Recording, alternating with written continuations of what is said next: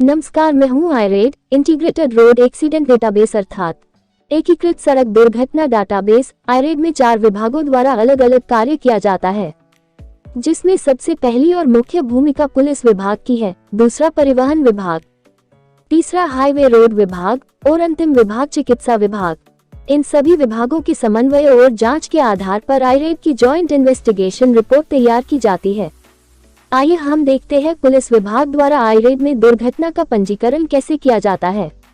दुर्घटना पंजीकरण के लिए सर्वप्रथम अनुसंधान अधिकारी की आईरेड आईडी को लॉगिन करने के बाद होम पेज पर बटन दिखाई देगा, न्यू एक्सीडेंट अर्थात नई दुर्घटना। यहां क्लिक करने के बाद पहला चरण जिसमें दुर्घटना की तारीख और समय को दर्ज करना है। जानकारी के लिए बता दूं, आईरेड में दुर्घटना का पंजीकरण दुर्घटना होने की तारीख से अगले 30 दिनों में पंजीकरण करना अनिवार्य है। उसके बाद आईरेड में पंजीकरण नहीं हो पाएगा। अगला चरण रिपोर्टिंग तारीख, जिसमें पुलिस को जब दुर्घटना की जानकारी मिली वो तारीख और समय दर्ज करना है। अगला और सबसे महत्वपूर्ण चरण दुर्घटना के सही और सटीक स्थान को दर्ज करना, जिसके लिए यूजर अपने मोबाइल में जीपीएस ऑन जरूर करें। दुर्घटना लोकेशन के लिए हमें हमारी लाइव लोकेशन मैप के जरिए दिखाई देगी। अब लोकेशन के लाल बिंदु को सटीक जगह पर लाने के लिए मोबाइल स्क्रीन पर नीचे की तरफ एरो के लोगो पर क्लिक करें। अब सटीकता के लिए मैप को उंगलियों के द्वारा जितना हो सके सड़क पर जूम करके नीचे दिए राइट के बटन को दबाकर दुर्घटना के स्थान को दर्ज करें। जानकारी के लिए बता दूं, लोकेशन दुर्घटना की लोकेशन पर खड़े रहकर ही लेवे, सड़क के आसपास या अन्य किसी जगह से ना लेवे। अगले चरण में उस स्थान के निकटतम पॉइंट ऑफ इंटरेस्ट का चयन करें। उसके बाद उस स्थान का लैंडमार्क का नाम दर्ज करें। अगले चरण में दुर्घटना की गंभीरता का चयन करें, जैसे फेटल अर्थात डेथ केस, ग्रेवियस इंजरी अर्थात गंभीर चोट इत्यादि। अगला कदम दुर्घटना में शामिल वाहनों की संख्या को दर्ज करना है। अंतिम चरण जिसमें दुर्घटना में चालक, यात्री और पदयात्री की दुर्घटना के अनुसार घायल और मृत्यु की सही संख्या दर्ज करे। अब नीचे दिए सेव बटन पर क्लिक करके दुर्घटना के पंजीकरण की प्रक्रिया को पूर्ण करें। इस आईरेड के पहले भाग 1 में पुलिस डिपार्टमेंट द्वारा रोड एक्सीडेंट की लोकेशन पर एंट्री कैसे की जाती है बताया गया था। आज हम जानते हैं एक्सीडेंट के लोकेशन एंट्री के बाद अनुसंधान अधिकारी के द्वारा अन्य जानकारी कैसे दर्ज की जाती है। सबसे पहले हम अनुसंधान अधिकारी की आईरेड आईडी को ओपन करने के बाद होम पेज पर नीचे लिस्ट या सूची का ऑप्शन दिखाई देगा, जिस पर क्लिक करने पर हमें हमारी आईडी द्वारा की गई सारी एंट्री दिखाई देगी, जिसमें हमें पेंडिंग लिस्ट में भाग 1 के वीडियो में आईरेड में हमारे द्वारा दर्ज की गई 1 नवंबर की रोड एक्सीडेंट लोकेशन की एंट्री दिखाई देगी, जिसमें हमें जिस एंट्री में अधूरी जानकारी पूर्ण करनी है उसके ऊपर आपको ऐड का बटन दिखाई देगा, जिस पर क्लिक करने के बाद हमारे उस एक्सीडेंट का डेटा दिखाई देगा, जिसमें हमें पहले एक्सीडेंट की जनरल इन्फॉर्मेशन देनी होगी, उसके बाद व्हीकल अथवा वाहन की जानकारी, फिर पैसेंजर की जानकारी और फिर पेडेस्ट्रियन अथवा पदयात्री की जानकारी और अंत में एक्सीडेंट के फोटो और वीडियो को अपलोड करना होगा। तो सबसे पहले हम जनरल इन्फॉर्मेशन पर क्लिक करते हैं, जिसमें पहला ऑप्शन आता है रोड क्लासिफिकेशन, जिसमें बताना होता है कि रोड किस विभाग का है, जैसे एक्सप्रेसवे या नेशनल हाईवे या स्टेट हाईवे या जिले की मुख्य सड़क या अन्य सड़क या फिर विलेज अथवा गांव की सड़क।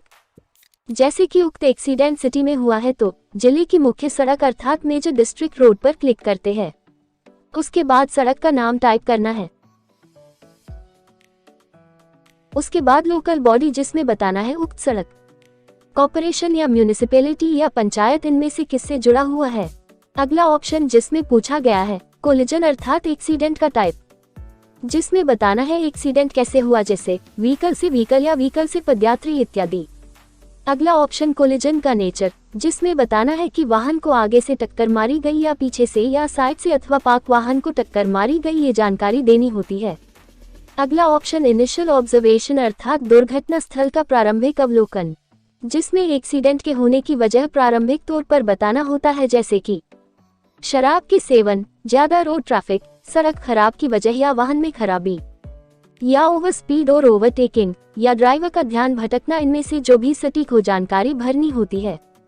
उसके बाद वेदर कंडीशन अर्थात मौसम की जानकारी देनी होती है, जैसे एक्सीडेंट के समय मौसम साफ था या बादल थे या कोहरा था या बारिश थी। अगला ऑप्शन लाइट कंडीशन, जिसमें दिन या शाम या रात्रि की जानकारी देनी होती है। अगला ऑप्शन एक्सीडेंट किस स्पॉट पर हुआ, जैसे रेसिडेंशियल जोन या मार्केट जोन या इंस्टीट्यूशनल जोन या ओपन स्पेस इत्यादि कहाँ हुआ उसकी जानकारी देनी होगी। अगला ऑप्शन विजिबिलिटी अथवा दृश्यता, जिसमें एक्सीडेंट के समय कितने मीटर की दूरी तक हमें साफ दिखाई दे रहा है। अगला ऑप्शन रेमीडियल मेजर्स अथवा उस एक्सीडेंट जोन की किस व्यवस्था को सुधार करके एक्सीडेंट घटनाओं को रोका जा सकता है, जैसे फुटपाथ या ट्रैफिक सिग्नल्स या स्पीड ब्रेकर या स्ट्रीट लाइट इत्यादि किस व्यवस्था में सुधार किया जा सकता है। अंतिम ऑप्शन यदि एक्सीडेंट में कोई प्रॉपर्टी डैमेज हुई है तो हाँ अथवा नहीं की जानकारी देनी होगी। इस प्रकार नीचे सेव बटन पर क्लिक करके जनरल इन्फॉर्मेशन की जानकारी पूर्ण की जाती है। अगला कदम जिसमें एक्सीडेंट हुए वाहनों की जानकारी देनी होती है, जिसमें सबसे पहला ऑप्शन दिया गया है व्हीकल कैटेगरी अथवा वाहन की श्रेणी, जिसमें वाहन मोटोराइज ईंधन वाहन है या इलेक्ट्रिक वाहन है अथवा गैर मोटर वाहन है, इसकी जानकारी देनी होती है। अगला ऑप्शन वाहन के रजिस्ट्रेशन की स्थिति की जानकारी, जैसे वाहन का रजिस्ट्रेशन की जानकारी ज्ञात है या नहीं अथवा बिना रजिस्ट्रेशन का वाहन है। अगला ऑप्शन डिस्पोजिशन अथवा एक्सीडेंट के बाद वाहन की स्थिति बताना है, जैसे उस वाहन को चला कर ले जाया जा सकता है या खींचकर टोकर या खींचकर नहीं ले जाया जा सकता। अगला ऑप्शन व्हीकल डैमेज, जैसे एक्सीडेंट में वाहन में आगे पीछे ऊपर इत्यादि कहाँ कहाँ क्षति हुई उसकी जानकारी देनी होती है। अगला ऑप्शन उक्त वाहन चालक पीड़ित है या अपराधी उसकी जानकारी देनी होती है। अगला ऑप्शन वाहन की लोड कैटेगरी, जिसमें वाहन पैसेंजर वाहन है या माल लोड करने का वाहन, वो जानकारी देनी होती है। अगला ऑप्शन वाहन के लोड की स्थिति, अर्थात वाहन ओवरलोड या नॉर्मल लोड या खाली था उसकी जानकारी देनी होती है। अगला ऑप्शन जिसमें व्हीकल का रजिस्ट्रेशन नंबर टाइप करने के बाद पास में वाहन बटन पर क्लिक करने के बाद उक्त वाहन की रजिस्ट्रेशन की डिटेल्स हमें दिखाई देगी, जिसे हम वेरीफाई करके नीचे मैच बटन पर क्लिक करने पर वाहन की जानकारी ऑटो फिल हो जाती है।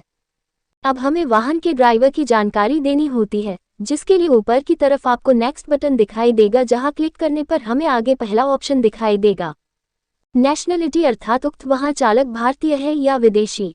अगला ऑप्शन ड्राइवर की एजुकेशन शिक्षा की जानकारी देनी होगी।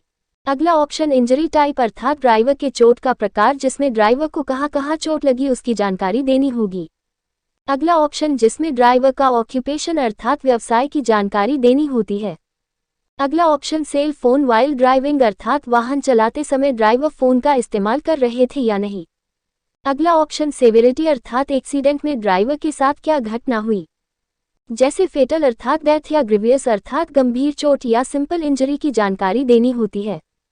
अगला ऑप्शन वाहन चालक ने सीट बेल्ट अथवा हेलमेट का प्रयोग किया था या नहीं। अगला ऑप्शन वाहन चालक ने शराब का सेवन किया था नहीं उसकी जानकारी देनी होती है। अगला ऑप्शन एक्सीडेंट के बाद चालक को हॉस्पिटल कैसे ले जाया गया, जैसे 108 एम्बुलेंस से या प्राइवेट एम्बुलेंस से या प्राइवेट वाहन से इत्यादि की जानकारी देनी होती है। अगला ऑप्शन हॉस्पिटलाइजेशन डिले, अर्थात हॉस्पिटल पहुंचने में कितना समय लगा उसकी जानकारी देनी होती है। अगला ऑप्शन वाहन चालक के driving licence, permanent learning licence या बिना लाइसेंस के इत्यादि में से जानकारी देनी होती। यदि ड्राइविंग लाइसेंस की जानकारी उपलब्ध हो तो अगले ऑप्शन में लाइसेंस नंबर में ड्राइविंग लाइसेंस का नंबर टाइप करके पास में सारथी बटन पर क्लिक करेंगे।